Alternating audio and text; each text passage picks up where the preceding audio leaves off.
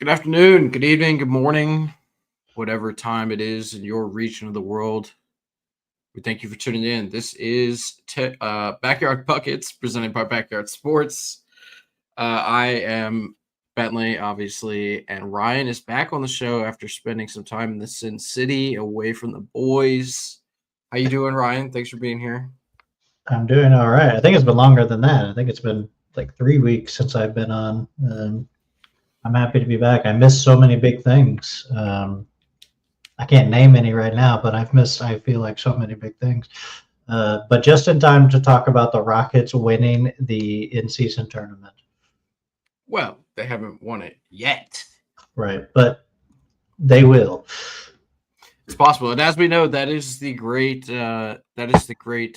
standard that NBA teams are held to these days. Right? Is who's the best in the middle of December. That's how we determine the best teams in the NBA.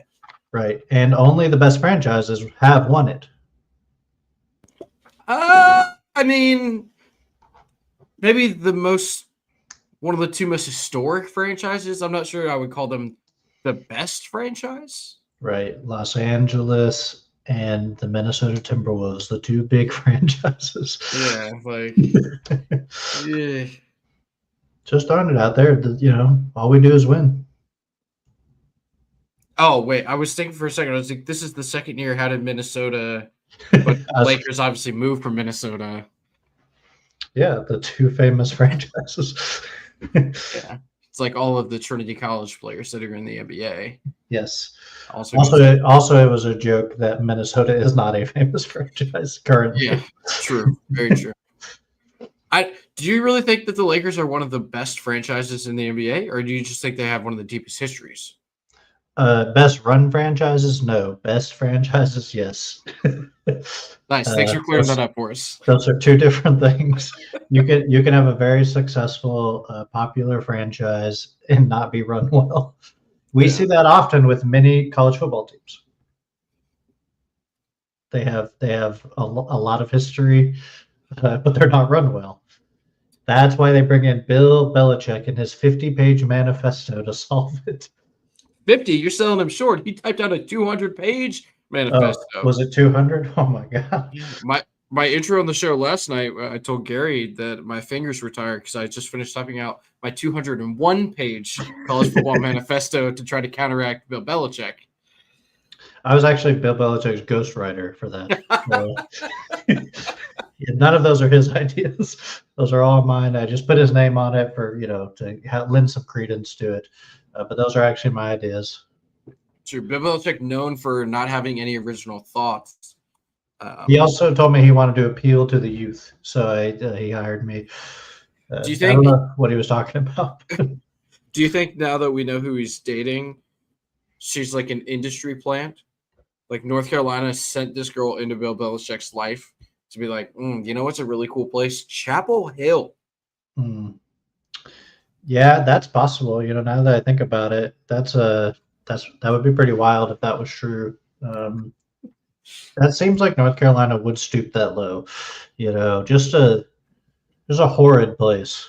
It is. North Carolina. Chapel Hill specifically, the rest of the state, pretty good.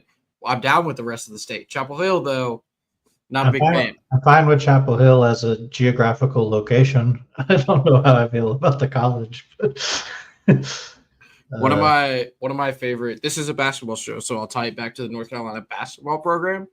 One of my favorite tweets stemming from the Bill Belichick hire was, now that Bill has submitted his 200-page manifesto, that's the single longest written paper anyone in the sports program has ever submitted in the university's history. Oh, definitely. What was it, like 10, 12 years ago? The basketball team got in trouble for if they made up courses for them to take. Yep. It was like communications in sports, but it wasn't a real class. It was just a fake thing they did. Yeah, they were like, Yeah, it rang real hollow every time the UNC basketball coach comes out. It's like, we care about academics. It's like literally 2 years ago, because he retired 3 or 4 years after that. So yeah. Yeah, that's a good one. I do want to make one last UNC comment. Did you watch the Rockets Warriors game when Grant Hill was talking about North Carolina? When he goes, Yeah. Jerry Stackhouse, even though he went to North Carolina, sure can coach defense. I did find that pretty funny. I know that took a lot out of Grant Hill as a Duke fan. It takes a lot of gumption to say anything nice about that program 12 miles down the road. Yeah, that you can walk to. Yeah. Yeah. Unfortunately, or I guess fortunately, we don't have to do that anymore. They can drive their Lamborghinis and Range Rovers up the street. All their NIL deals. I think Grant Hill might have had a Range Rover when he was in school. I'm sure he did. And I think it probably wasn't even from the program. His family was rich. Yeah, that's true. That's true. Came from an affluent background. I wish I came from an affluent background like that. That would have been nice. Yeah, I don't know what that word means, but I also wish I came from it. Well, let's talk about some things that you do know, and that's NBA basketball, specifically the Emirates Cup, which is the in-season tournament. If we're going to talk about it, we may as well call it the correct thing, right? Quarterfinals happened last night. We had the Hawks knocking off the Knicks, in Madison Square Garden. Ice Trey was out there rolling the dice on the midcourt logo. He was not the best player on his team in that game, but I guess when you're the superstar, you get to celebrate on the midcourt logo. That's fine.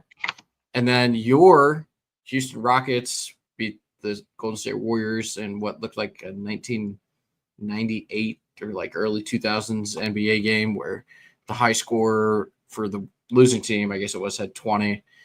And just a real throwback game that ended on somewhat of a controversial call that the NBA has come out and said they made the correct call in. So that leaves us with the bracket, which I'll tell you right now. We get Bucks Hawks on the Saturday night game, or Saturday afternoon game, I guess. And then we get Thunder Rockets, the 1-2 seed in the West, currently playing on ABC on Saturday night. Ryan, I will just kind of open the floor to you. You can talk about the last night's games. You can talk about the games going forward. Just kind of your general thoughts so far on this NBA Cup. I would say the games have been very competitive. Obviously, I haven't been here because they've been going on for a little while. I would say generally the games have been played pretty tough. I will say I've watched all of the Rockets games, so they just play tough all the time. So maybe that's a little bit of bias, but I would say the games have been competitive, especially defensively, which is something you don't always see in December. A ton of like high-speed defense going on. I think once we got to the quarterfinals, those games were very competitive. I think even Atlanta, New York, like that game was back and forth until Atlanta pulled away.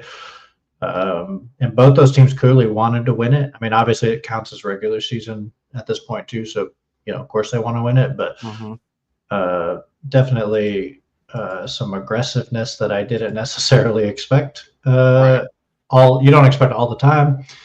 I will say I thought Atlanta looked pretty good. Trey was, he was average, I would say. I agree with you. Jalen Johnson was also kind of average. Like he was probably their best player, but I don't think it was really a team effort. They did a little bit of everything. It was nice to see DeAndre Hunter play well. We've talked about how injured he is constantly, like basically his whole career, but a guy who can contribute when he's healthy. He had 24 points, basically nothing else. He had one rebound, 24 and one rebound. That's his entire stat line. But just getting points out of him, period, 24 points is I think, a big get for Atlanta because they need some wing depth to back them up.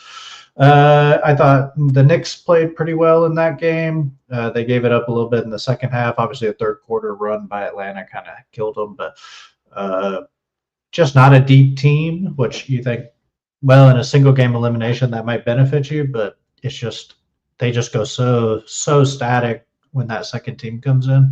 and that second team is like 2 guys. So it's really not like a full second team, but they Right. they just don't do much. Like Campaign is their like scorer off the bench. One of the ugliest shots I've ever seen in my life. Miles McBride, I guess, puts shots up too, but not a consistent scorer. And then what do we have? We had Milwaukee and Orlando. We talked about this, the Jalen Suggs coming out game. He's been good all season, was a defensive monster last year. Some people said he should have been like an NBA Defensive Player of the Year candidate last year. Not going to get it because of the position he plays, but at his position might have been the most valuable player defensively. Guy who we always thought could score. High school, he could score. College, he was the scorer on the team.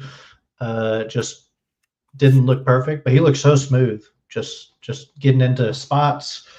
And it's like, did he just need Franz and Paolo to not be there? So he's not the 3-and-D guy anymore. He's got to actually take over. But that's good. I think it's good for Orlando, even though they lost. I think just for him to take on a little bit more of a role so they have that flexibility in a playoff situation, right? Because this team looks like a playoff team even without their guys, right?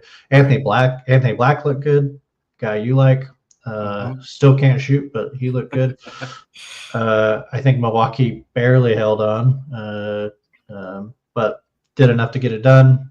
And then the other one was what was the other game? It was Thunder Mavericks. Thunder Mavericks. Yeah. That was competitive as well, I thought. I watched most of that game. Mavs are still a little sloppy, even though their record's pretty good. They still, like, Luke has been hurt. They still don't look like 100%. But they got, like, Najee Marshall looked good in that game. There's a lot of guys contributing, doing things they need to do. Their center rotation still looks great. But Oklahoma City is like a buzzsaw right now, even without Chet. Isaiah Hardenstein is getting every rebound. I think I read they went from 28th last year in rebounding, and they're like middle of the pack now just when he plays. Like that's like a 12-team increase, just adding one guy. He just gobbles it up and can help with the flow of the offense with his passing ability. They definitely needed that, because that was their big weakness last year, and I think the year before that as well. And then Houston Warriors.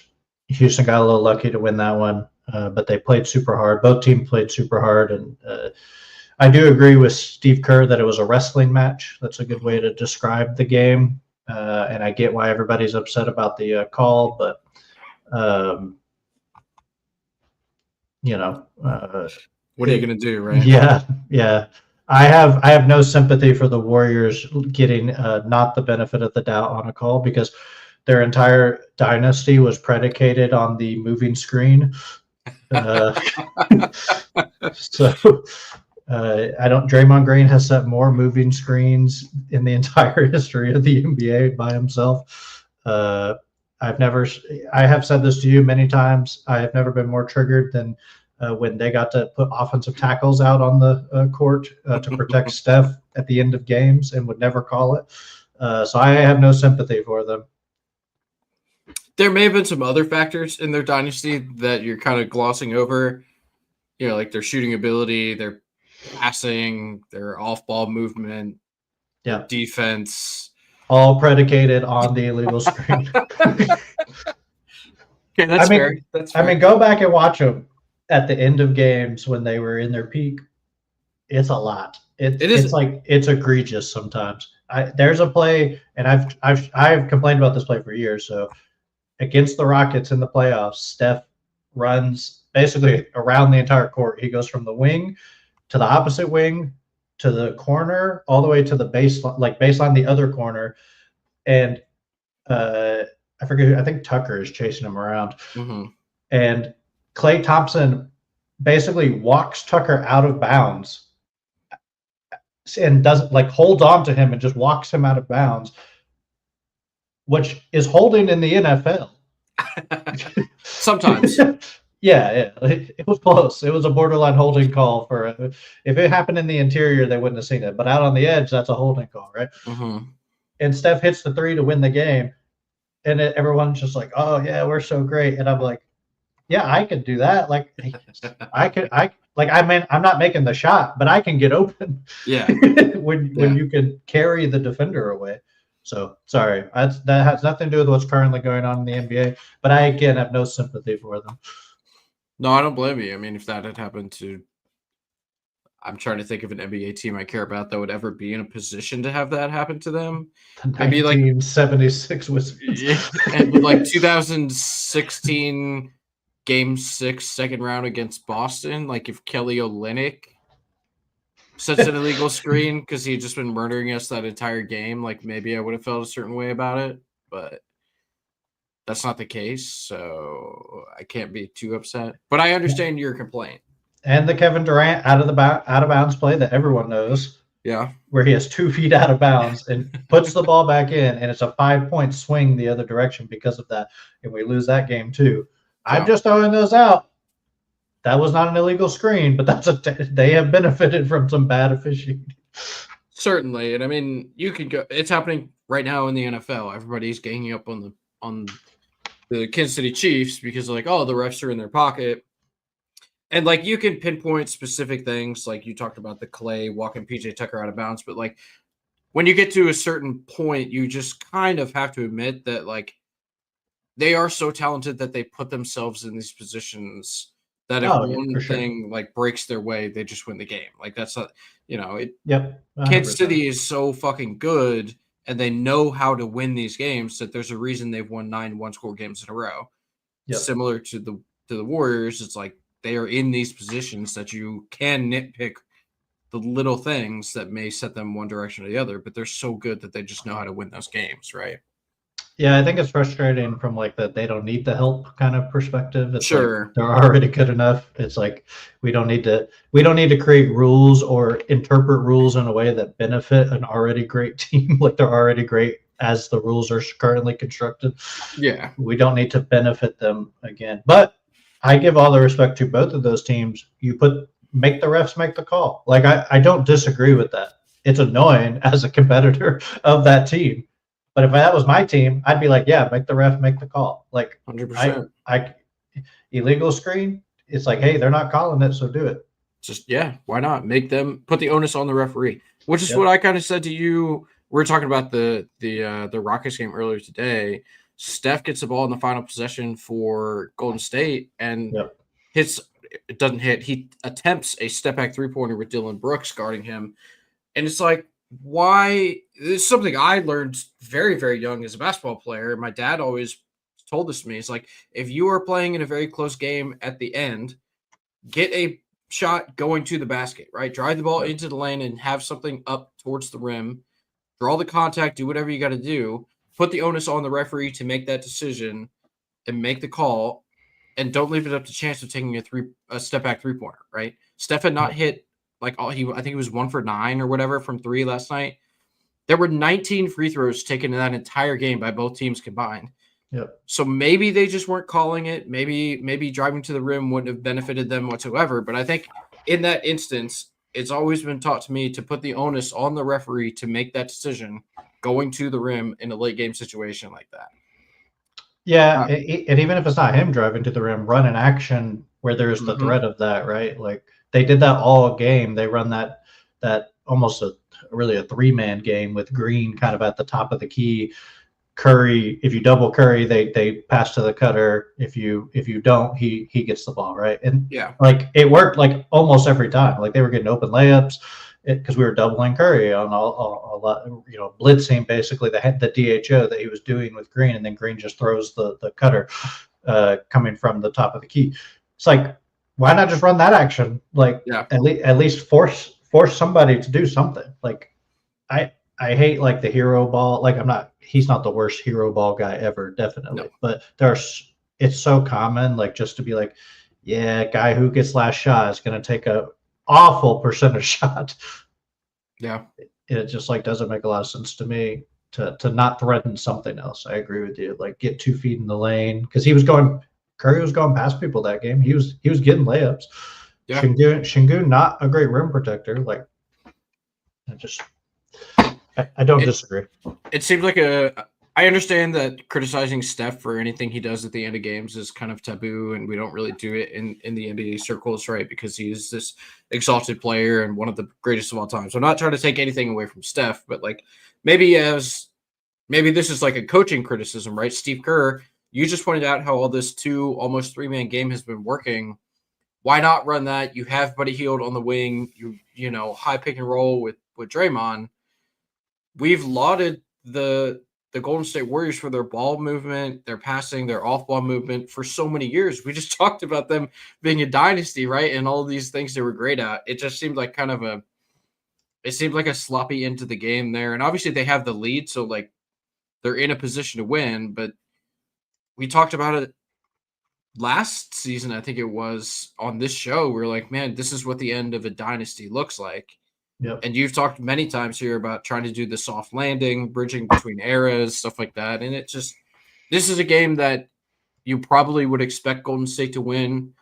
They have the ball, they're up late, and then they kind of make a mental error and Steph takes a bad shot. And then obviously the scramble for the ball, the scrum on the floor that turns out to be a foul on Golden State. Jalen Green hits the 2 free throws and then win the game.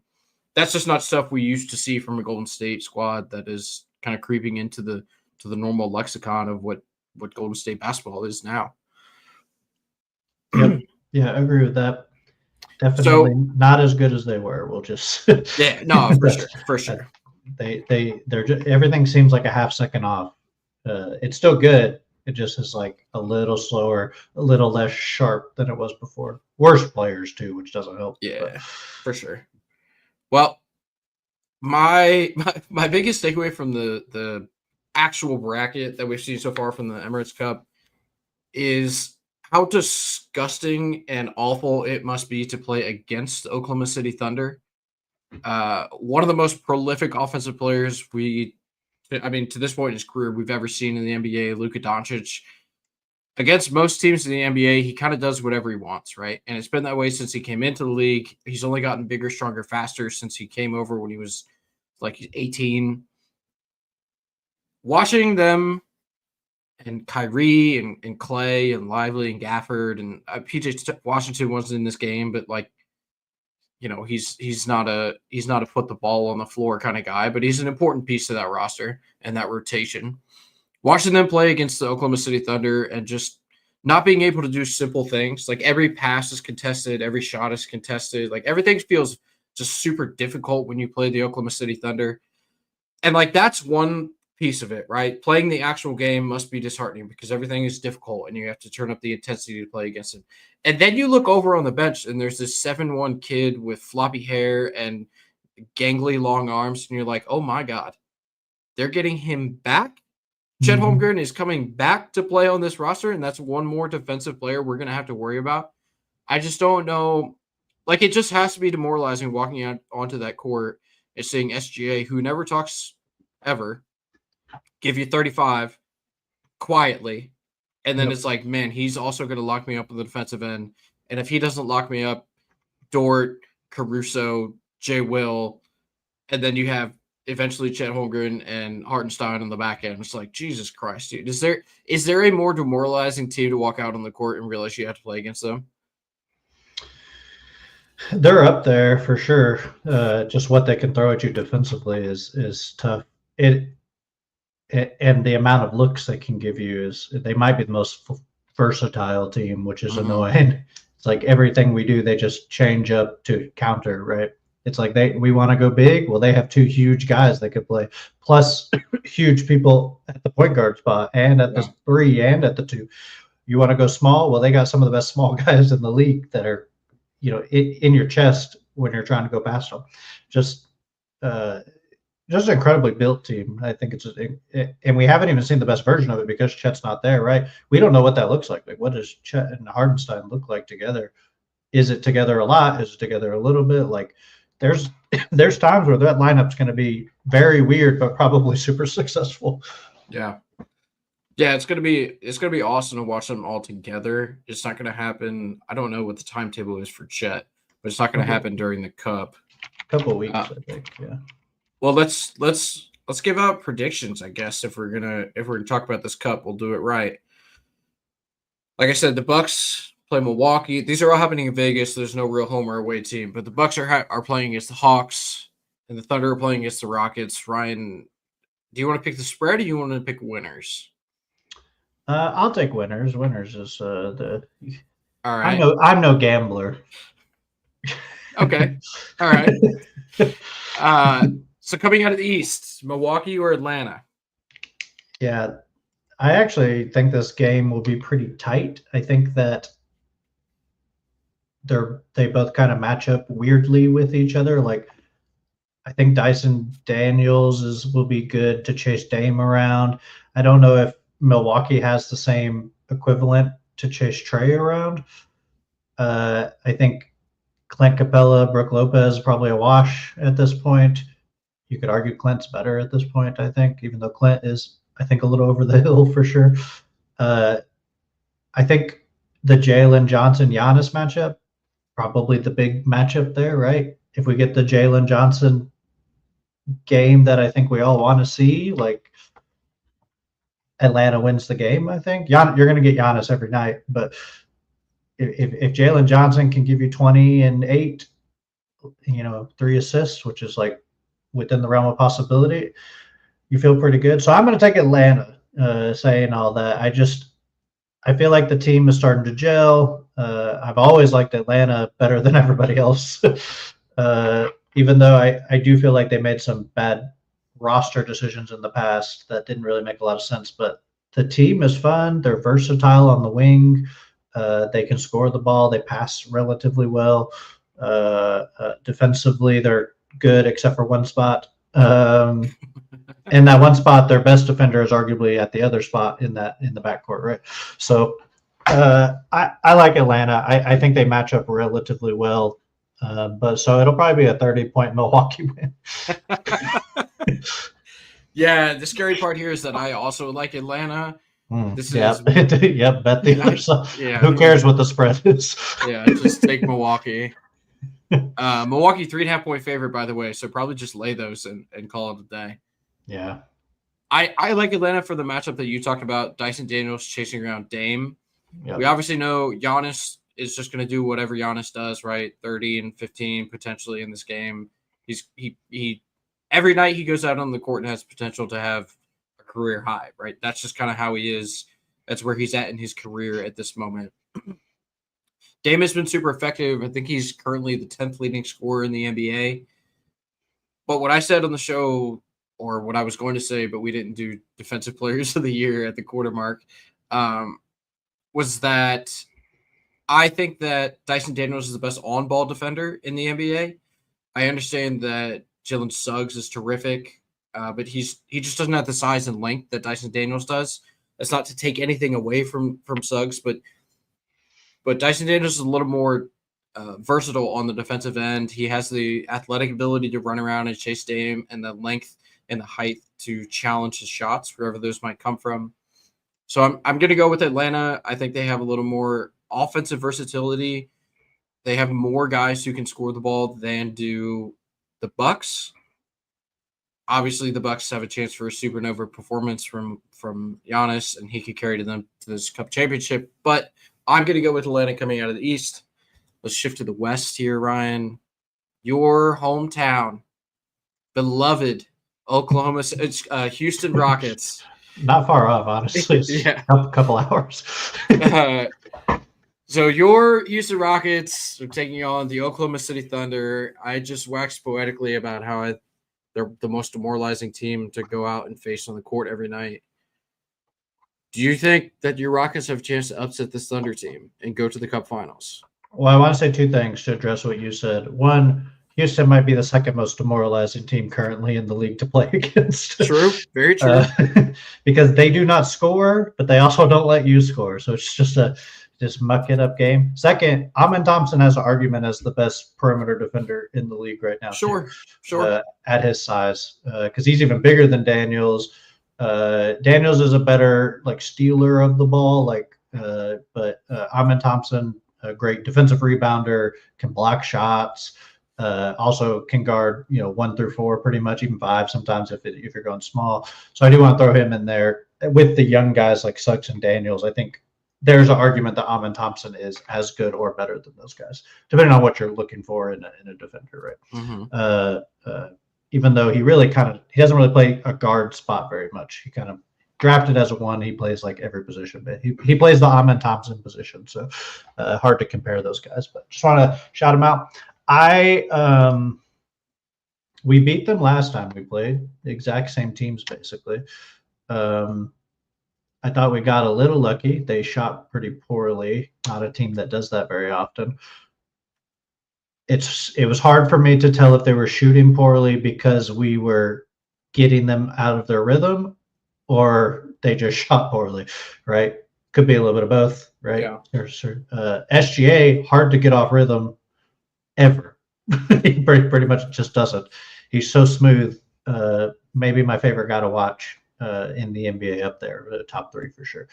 I'm going to say Oklahoma City wins it just because I don't expect them to do that twice against them. And I expect them to make adjustments because they're so versatile. I expect them to make adjustments against Houston that will cause Houston problems. But I think it'll be close, and I think Houston will have a puncher's chance. I don't think it's a blowout. Even though I think Oklahoma City is a significantly better team, probably the best team in the league, in them in Boston, probably. Yeah. No, I agree. I think Houston. My problem with Houston, right, it has nothing to do with their defense, and you're right for saying Thompson has a case to be the on-ball defender.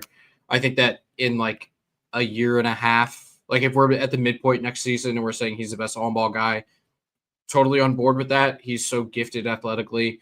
There are nuances of the game that I think he's still learning, positioning and defensive rotations and stuff like that. But he'll get there, right? He's still very basketball young. But he has all of the gifts needed to be an elite defensive player, right? My issue with Houston, and you talked about hero ball and like how Steph is not really that hero type of player, but what Steph is and what Houston lacks is the guy they can give the ball to and say, hey, we have to have a bucket on this possession. Go get us one, right? Now, Houston's offense it's pretty good. It's not great, but it's pretty good. And a lot of that is because Şengün he's so cerebral on the court, and he's able to dictate to the defense most oftentimes what Houston wants to do on the offensive side, right?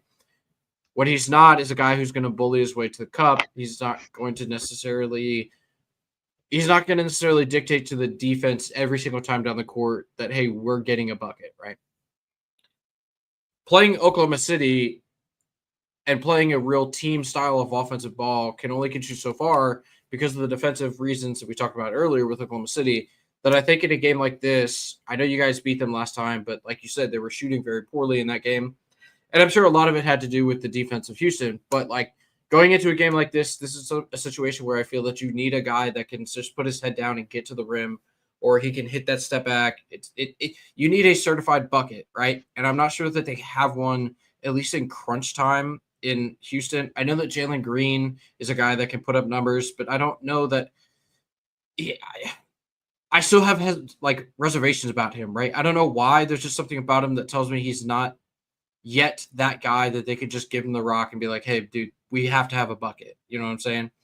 Not saying he can't be that guy, or maybe he proves me wrong on Saturday night, and I'm eating my words here, but at this exact moment, I feel like they don't have that one specific guy, and that's something you need to have to beat an elite defensive team such as the Oklahoma City Thunder. So for that reason, I'm going to take Oklahoma City Thunder.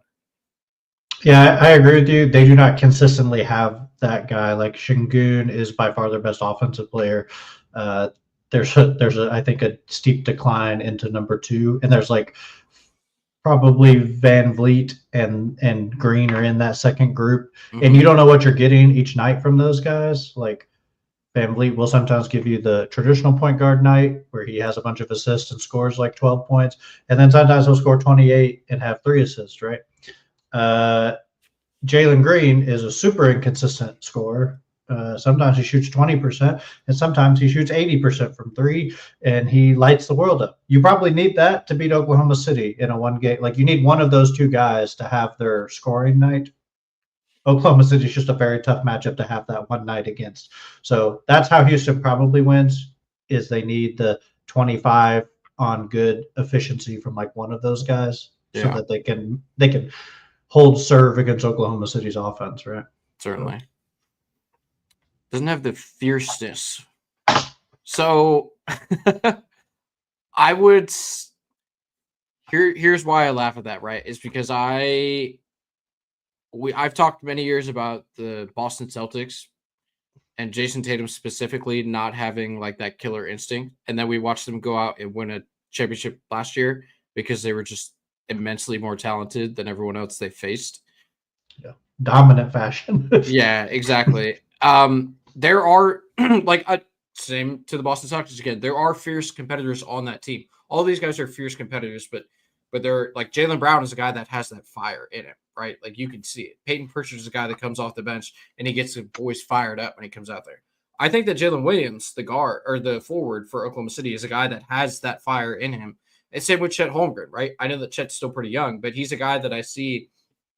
He has that fire. He has that fierceness. He plays with the edge, you know? So pair that with Oklahoma City this year being the most complete and most talented roster in the NBA as is currently constructed. I have no issue saying that they have the quote fierceness, if you will.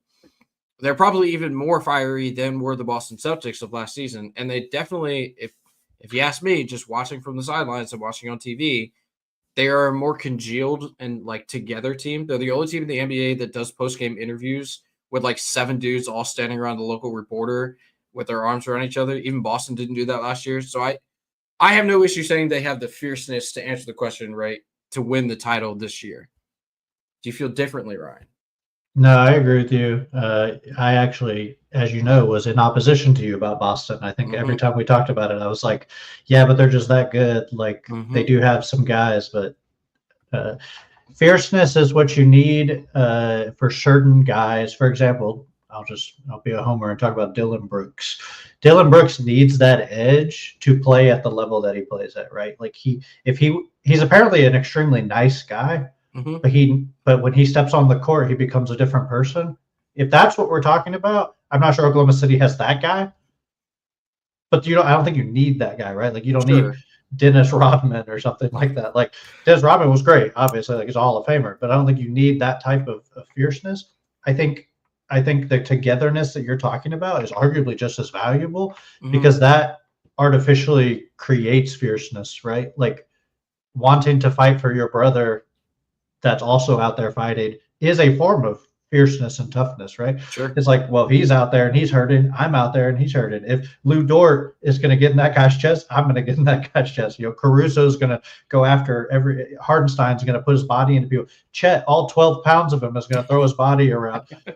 That motivates you. I think Jalen Williams is very fierce. Just generally, I don't think he goes past the line that like Dylan Brooks does because Brooks gets a lot of technicals because he gets a little excited. I think Williams controls himself a little better. I think there's definitely fierceness, but I think the togetherness is arguably a form of fierceness. And from a psychology standpoint, you see that with like military units, for example, right? It's like, yeah, you're trained to be fierce, but there's also like the guy next to you you're fighting for as well, right? You want to go home because that guy does too. I'm not comparing basketball to that like level of extreme, but it is like that psychology exists, the psychology of competition and being in there with someone else. I think they all exhibit it pretty well, and I think you see it after the game that they really do care about each other and want it to be successful. So it's its own form of fierceness, and I'm not concerned about them at all. No, I agree. That. I don't think they're going to back down to anybody. They may not be as tough as another team is, like physically, like Hardenstein is, but like the rest of the team may not be. But they're not going to just like they're not going to show you that that's the case. They're going to throw their body on you, and you're going to have to prove that you are as fierce. Yeah, they certainly have the talent, the excuse me, the team cohesion. They have the coach, right? They're in a good spot. Yeah, well, thanks for the question. Good question. I do think that's a lot of people are talking about that. I think so. It's a good question. All right, real quick, we'll just kind of because it is a hypothetical, we don't know our matchup for certain. But let's say the matchup was Atlanta and Oklahoma City. Who do you have walking away with the Emirates Cup Championship on Tuesday night? I think Oklahoma State is a terrible matchup for Atlanta. They're arguably a terrible matchup for the entire league, except for like Boston, maybe Cleveland. Like the 2 or 3 best teams. Like, but they're still a good matchup for every team. They're in a vacuum. Any team can beat any team. 1-game series. But I mean, I would have to take Oklahoma City. Oklahoma City is the best team left. I'm not going to do a hot take up here and say that Atlanta's going to beat them, but I just feel like Atlanta does not have enough weapons to throw at Oklahoma City and does not play good enough defense to match the energy of Oklahoma City. Because that's what you would need is you would need an all-world defensive game where you can score enough. They can throw 7 guys at Trae Young basically, and just as many at Jalen Johnson. It's like, how are you going to beat us without those 2 guys getting something? So I feel like Oklahoma City just is a real tough matchup for them. Yeah, I agree. They just don't have the horses in Atlanta, I think, to run with the Thunder, which is ironic because the Thunder are mascots of bison. Horses don't match up with bison, but regardless, you need, like you said, an otherworldly defensive performance, and then probably Jalen Johnson and Trae to both have like 30 if you want to. If Oklahoma City is playing like an A game, Yeah, I think it's more likely the Rockets beat the Thunder than if obviously they wouldn't play Atlanta in that situation, but then Atlanta beating them is less likely. Yeah, I agree. I think the Rockets match up slightly better across the board than Atlanta does. Yep, I agree. Well, I'm gonna walk us into a thought exercise here that you have not been prepared for. So we're gonna do this live, but you're a smart dude, and I trust a lot of your opinions. Nothing to do with sports, but I'm gonna ask you your opinion here anyways. Just general life opinions. Yeah, just general life opinions. Do you think that Houston is like one of the best cities in America? That tells me all I need to know about you. Yeah, it's a top 10 city for sure. Yeah. All right. Well, we're gonna separate this East and West because the West I'm gonna throw a couple more teams at you than I am in the East. All right. Hypothetical situation, Ryan. It's Memorial Day weekend. The second round of the Eastern Conference Finals, or excuse me, second round of the Eastern Conference playoffs have just ended. There are 2 teams playing in the Eastern Conference Finals. Currently, the 1-2 seed is Cleveland and Boston. We're going to say in this situation, one of those 2 teams is not in the Eastern Conference Finals. And it's not because of injury. We're not gonna predicate injuries here. Which one of those 2 teams is not in the finals, and what happened? Good question. I would make a prediction that Boston just doesn't show up for a series. That would be my expectation. If Cleveland and Boston are your 2 best teams, Boston has, as we've talked about many times, has a habit of not showing up. If they do that for 2 games in a series, you can slip 2 others, right? Like, they are not good enough to give any team a 2-game lead in a 7-game series, right? They need to be engaged, and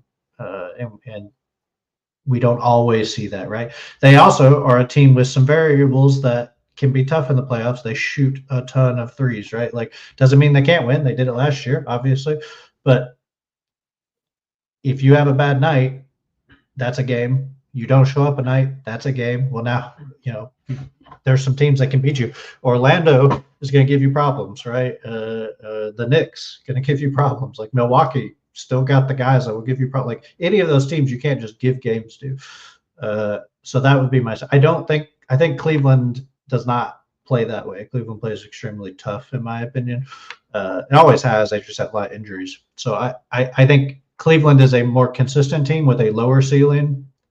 Boston is a higher ceiling team, arguably the highest ceiling in the league, but a lower floor than Cleveland. So that would make me think that they could hypothetically blow a series. Unlikely, but only takes 4 games. Yeah. No, that's a good answer. I think you make some good points.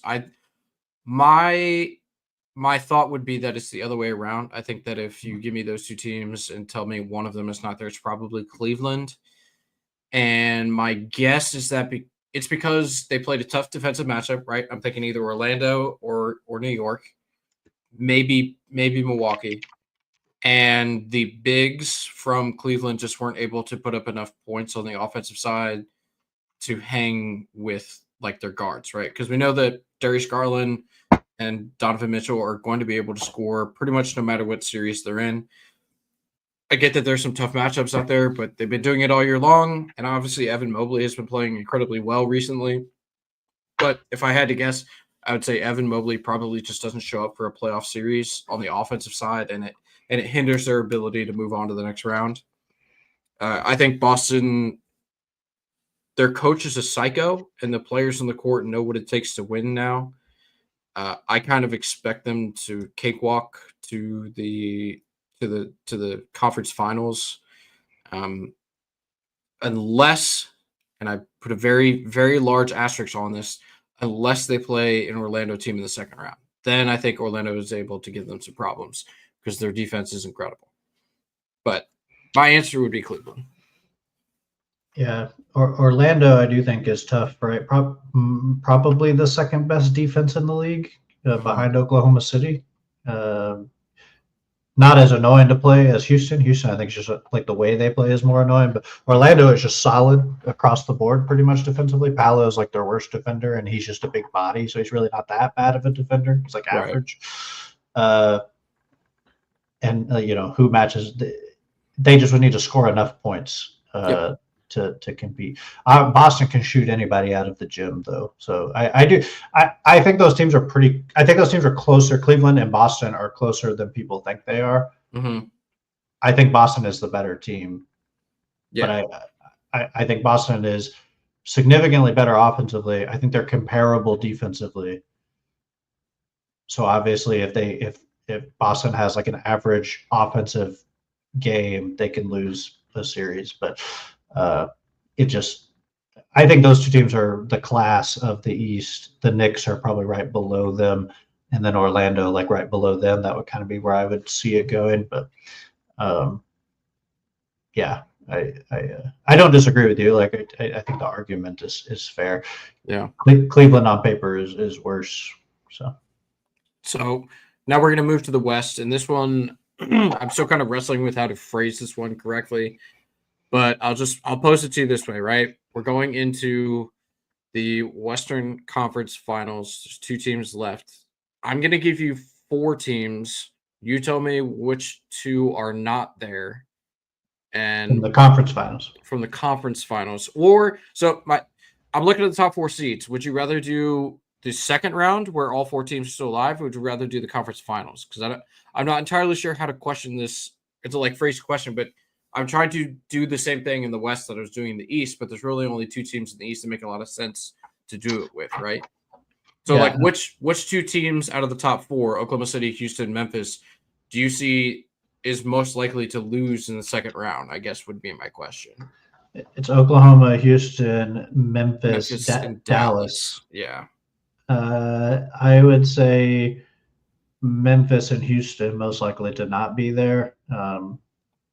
Houston's record is better than they actually are, in my opinion. I think they're probably like a 5 or 6 seed, like their actual quality, right? And could very easily be like a 9 seed with the West because it doesn't take much. That doesn't mean they're not good. I think they're a ways away still. They're a consistent team that doesn't have a high ceiling, whereas Dallas is becoming a consistent team with a high ceiling. Same with Oklahoma City. Memphis can go any direction, right? Like there's games where I'm like, this is the best team in the West, and then there's games where they don't show up. But they've had a lot of injuries, so it wouldn't shock me if at the end of the year Memphis is there. But if I'm picking between those 4, those would be the 2 I would take Dallas, Oklahoma City. I have Dallas as my 3rd best team in the league. So. Interesting. Yeah. Despite their defensive struggles in the backcourt? Yeah, they're still an above average defensive team, like a pretty good defensive team, actually. I think they're like a top 12 defensive rating, I believe, something like that. Number 10 right now in the league. Yeah, which is kind of where you want to be, 10 and up. And I think they're a top 5 or 6 offensive team in my own personal opinion, which is a pretty good team. Yep. Fourth in Yeah, offensive efficiency. yeah, yeah. And that's without Luca playing a lot. So like you assume you get more out of them.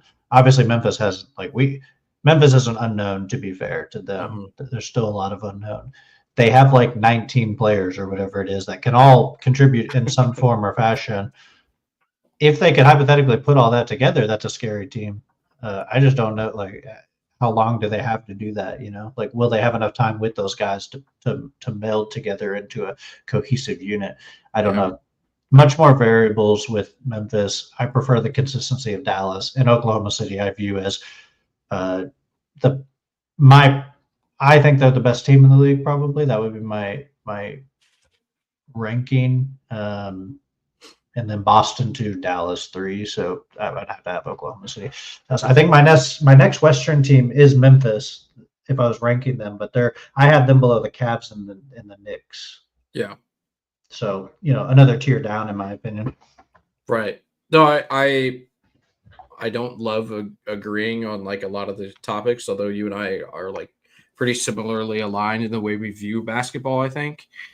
So I do agree with you. I think the most likely outcome, if you give me those 4 teams in the West, is that Oklahoma City and Dallas are the ones that come out of the second round and play in the Western Conference Finals. Um, I I kind of tried to trap you there with the defensive question about Dallas, but you were all over it. I know that Luka catches a lot of flack for not like trying on defense, but ever since Jason Kidd has come over, at least last year specifically, he's been a much more engaged defender on the court. I think a lot Yeah, of that is because he knows he has to be with Kyrie being his running mate on the neck, like beside him, and we know that Kyrie just not that Kyrie doesn't try, but he has defensive limitations just because of his stature and build, And Luka doesn't have the same limitations because he's as quick as anybody on the court and has the body of a fucking linebacker out there. yeah, And Jason Kidd has gotten him to buy in, so he's now become like an average defender, which is an A+ compared to what he was coming into the NBA. And obviously Gafford and Lively and PJ Washington and Najee Marshall, all those guys behind him are able to clean up a little bit of the messes that are left by the defensive guard situation at Dallas. So I agree. I would expect on December 12th of 2024 that we're going to see Oklahoma City and Dallas playing in the Western Conference Finals. I think they're I know that they're not in the standings 1 and 2, but I think they've kind of separated themselves as the 2 best teams in the West so far. That being said, it is December 12th, and there is a lot of basketball left to play, and freaky things happen in the NBA every day. So we don't know what's going to happen. But I agree that would be the matchup right now.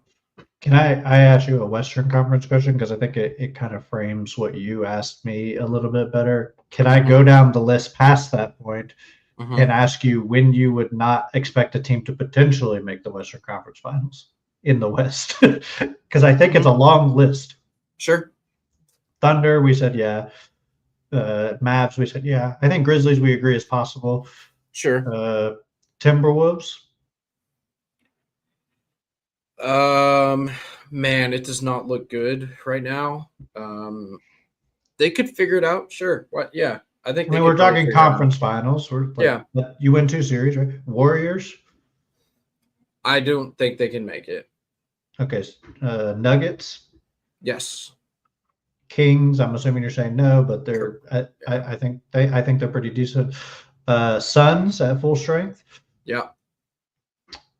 Clippers.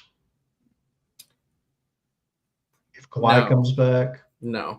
Yeah. So what, like 6 teams you think is 5 or 6 teams is a possible Western Conference Finals? 6. I could talk myself into 6 teams. 5.5. Yeah. Yeah. It is and some of those well, the Clippers are 14 and 11. They're like in there. The Suns are 12 and 11. Like that's just such a tough. Like I don't think we can pencil in Dallas. Sure. Just with how competitive that is. And I agree that they would be. I think they're the 2 best teams, like I said. But that's, in my opinion, any of those teams I just listed are potentially Western Conference Final teams. Because again, the Kings can win 2 series. Like They Sure. could beat you. They could match up against the Nuggets. I think they could probably beat the Nuggets straight up. They could match up against the Warriors. I think they could beat the Warriors. I think they could beat the Timberwolves. The Rockets. I think they could beat the Rockets in a series. Like all you gotta do is play two of those teams in the in those series, and you're in the Western Conference Finals. And Dallas might end up playing the Suns in the first round. Yeah, It's sure. it's tough. I mean, Oklahoma City might end up playing the Suns in the first round. Like Yeah. that's not a pushover. Dallas could end up playing the Clippers in the first round, and we get to see Luka just absolutely torch the Clippers once again. Yeah, that is. I do love that. Yes. I love how excited Steve Ballmer gets. There are not many reasons on earth that I would like find myself longing to go to California. I would like to go to the new Intuit Dome. I've heard it's It incredible. looks pretty sick. Yeah, I've heard it's really cool. So if I'm ever in LA, I might have to do that. Do you see the wall thing? They apparently they don't let any opposing team fans sit there. Yep. Which I think is funny. I haven't seen a good angle of it to see like what it kind of does to your depth perception, but apparently the players think it does affect the background a little bit. I just wonder, like, if you show up in Clippers gear, but you have like other gear underneath, like, what are they going to do to you? You know, like if you just wanted to sit there. Yeah, I'm not sure if there's anything they could do to you. Yeah, if you bought the ticket, like, it's like we're going to exchange this with a real Clippers fan. You will now go to the nosebleeds. It's like I'm pretty sure that's illegal. If there's anyone crazy enough to try that, though, it is Steve Ballmer. Yeah, it like kind of makes sense, right? Because they kind of do it in soccer in like England, where it's like, but the stadium's just like cut in half. Mm-hmm. It's like, hey, this is the side that we sit on. Y'all sit on this side of the stadium, and you don't come on the other side. Right. Obviously, there's exceptions to everything. Like if you didn't know that, or you're a visitor, like if you're an American who's a fan, they might not like attack you, but they have literally beat people up. It's like the owners don't enforce this rule, the fans enforce it. Yeah. So I wonder if that's what's happening. There's just a Clippers mob that attacks you if you sit there. And Steve Ballmer's like, stand back, guards. Let vigilante justice be had. We're gonna self-police our fan section. Yeah. No arrest will be made if you beat up an opposing team's fan. The 11 Clippers fans that live in LA are gonna come out in force. Yeah, I think there's more than that. I saw at least a couple. What? Yeah. I don't get it. They should just move. Go to San Diego. I liked them in San Diego in 1980. Yeah, big San Diego. Were they even they were the Clippers. They're the Clippers. That's where it comes from. Yeah. The ships off San Diego. It doesn't even like make sense in LA, really. Not close enough. There's boats there. Yeah, I guess. The Clippers are famous off San Diego, though. Bill Walton played for the San Diego Clippers. Yes, he did. For about 12 games. It counts, though. Always heard, rest in peace. Yeah. Rest in peace, Bill Walton. Rest in peace, Mike Leach. Rest in peace, San Diego Clippers. All right. We got our 3 there. Buffalo Braves. Yeah. All right. Well, now we have 4. Well, I'm supposed to do the groups of 3. I got to add 2 more. So. Betty White, eventually. Yeah. She died, didn't she? I have no idea.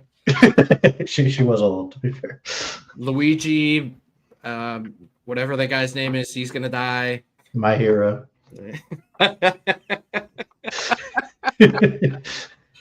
Yeah. Mario's brother, Luigi. Love that guy. I've always been a big fan. More of a green fan than a red fan, personally. That's fair. I also like green, but that's because it used to be the color of money. Used to be? Was it gold for Bitcoin now? Like, what are we talking blue? Hundreds are blue now, brother. Oh, because they added that stripe thing to it? Yeah. That's true. The bills are blue now. Yeah, all of my rap songs that I like don't make any sense anymore. It's true. Before we do this, okay, the game has not started yet, but it is a Thursday night, and to close out the show, we do have an NFL game coming on this evening, and as is tradition that has somehow been lost to time, we're going to give an NFL pick.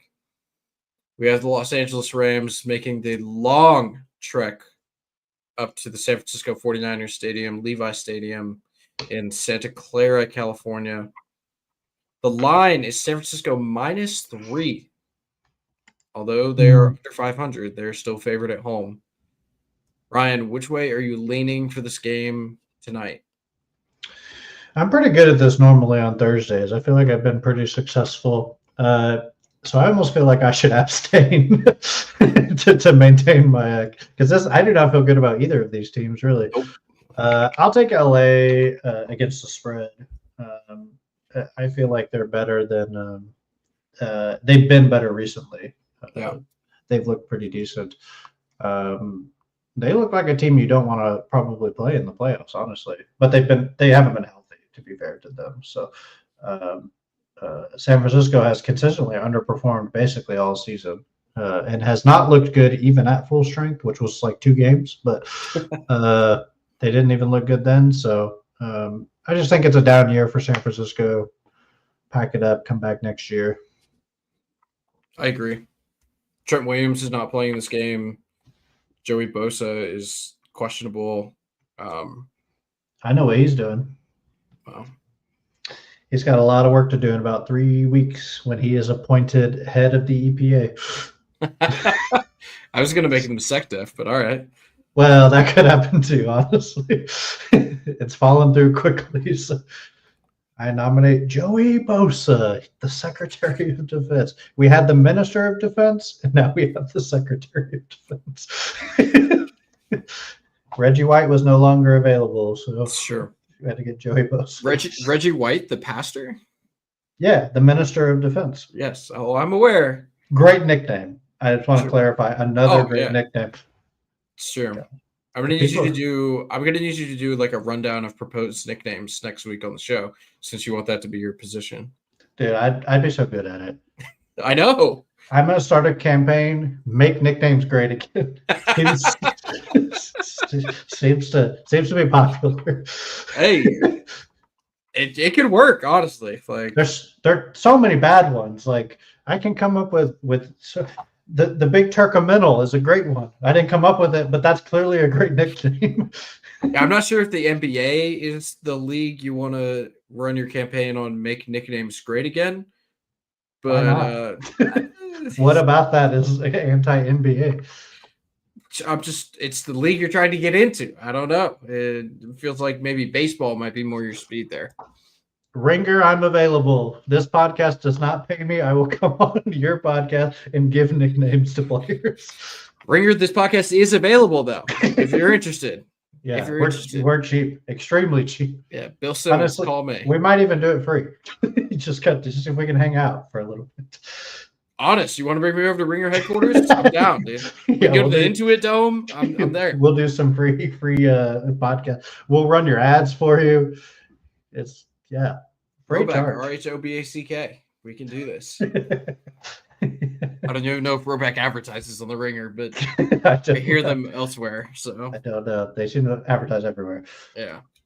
And they suckered me into it because I have a lot of their clothes and they're phenomenal. All right. Next week, I'll do 10 nicknames. All right. I'll just pick 10 guys. I'll come up with 10 nicknames. I'll run them. Y'all give me a thumbs up, thumbs down. I think that's a good segment. I will rank them 1 through 10. Okay. Yeah. Rank them and also grade them. Yeah. Oh, whoa. Can we put them in a bracket, maybe? Yeah. S tier nicknames, A tier nicknames, F tier nicknames. All right. I think that will be fun. It's a good middle of the season segment. For sure. Well, that brings us to the end of our show. We'll talk about the Jimmy Butler stuff next week. See if it gets any more traction before we really delve into it. Trade deadline eventually coming up at some point. We'll do some shows about that. We'll continue to talk about the season. Next week we can talk about the champion of the Emirates Cup. We're in the heart of the season now, boys. We're just enjoying the ball, learning more about these teams each week. We'll be back. Same bat time, same bat channel next weekend. Next Thursday night. Yep. Gary and I will be moving our college football show to the noon of the 26th and noon of the 2nd, I think. So Ryan, if you want to come on and talk college football, we'll be on during the middle of the day. I got a lot of great opinions. Yeah, I know you do. It's a shitty sport. Gary chiming in from distance, dude. Hell of a show. Appreciate you tuning in, bud. We missed you on the broadcast tonight. But Thanks, Gary. for Ryan and myself and Gary, who is not with us, R.I.P. Gary, dude. We just say one more. That's our show. We will be back another time.